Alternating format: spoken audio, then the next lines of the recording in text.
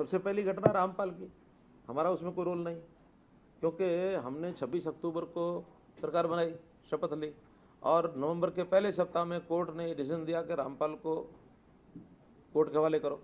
अब रामपाल को कोर्ट के हवाले 7 दिन में, हमने तो ये भी नहीं देखा था कि उसके ऊपर क्या केस चल रहे हैं। हमको इतना पता है कि करौथा में कुछ हुआ था, और वो करौथा वाले रामपाल, वो कुछ ना कुछ चीज़ें आगे बढ़ रही हैं। अगर करौथा में ही ठीक कर लिया जाता है तो बरवाड़ा में ये नहीं होता।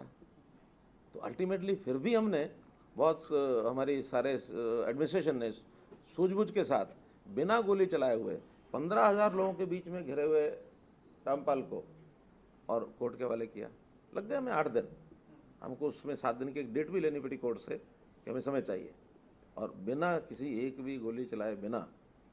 हाँ, पत्थरबाजी हुई, वहाँ पर हमारे मीडिया के कुछ लोगों को भी चोट लगी, वो सब बातें हुई हैं, और वो अंदर से भी उसी प्रकार का एक अटैक भी हुए हैं, लेकिन हमने उसमें सूझबूझ से वो सारा काम किया।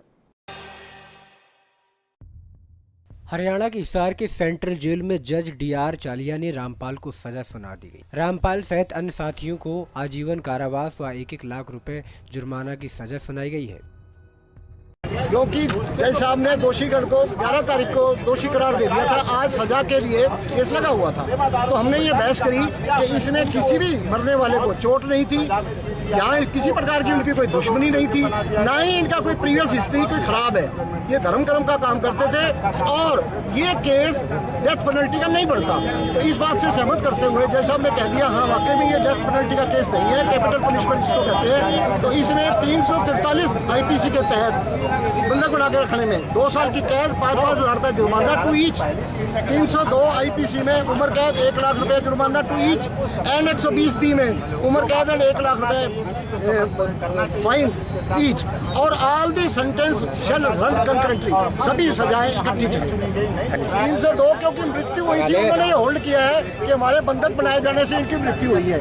अब हम आगे अपील में हाईकोर्ट को अपील करेंगे, तो उसमें उनको बताने की कोशिश करेंगे कि इसमें जो ये मृत्यु हुई है ये हमारी गलती की वजह से नहीं हुई थी, बल्कि एडमिनिस्ट्रेशन का फॉल्ट था, जिन्होंने 58 टीयर गैस शेल चलाए, 28 चिल्ली पाउडर शेल चलाए। उससे वहाँ पे अंदर जो आश्रम के अंदर था वो स्मोक हो गया था, उससे सफोकेशन हो गई थी, और उनसे उनकी डेथ हुई थी, क्योंकि 4 मरने वाले हार्ट पेशेंट या निमोनिया के पेशेंट थे, और डॉक्टर ने होल्ड किया था कि ये इन बीमारियों से पीड़ित है।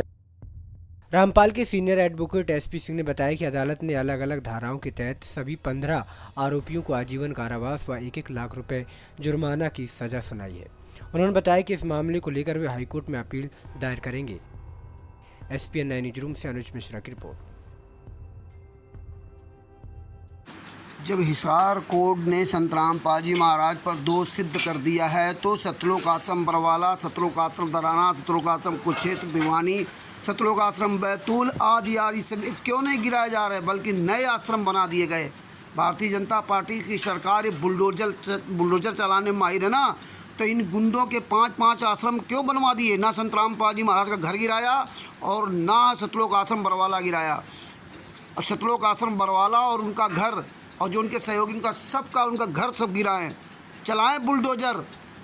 हरियाणा के पूर्व मुख्यमंत्री मनोहर लाल खट्टर और वर्तमान समय के मुख्यमंत्री नायब सिंह सैनी हैं, अगर तुम्हारे हिम्मत हो, इन पर बुलडोजर क्यों नहीं चल रहा है, जब इन पर सब हत्या का केस साबित हो गया है? भगत भाइयों जागो, सर साहेब।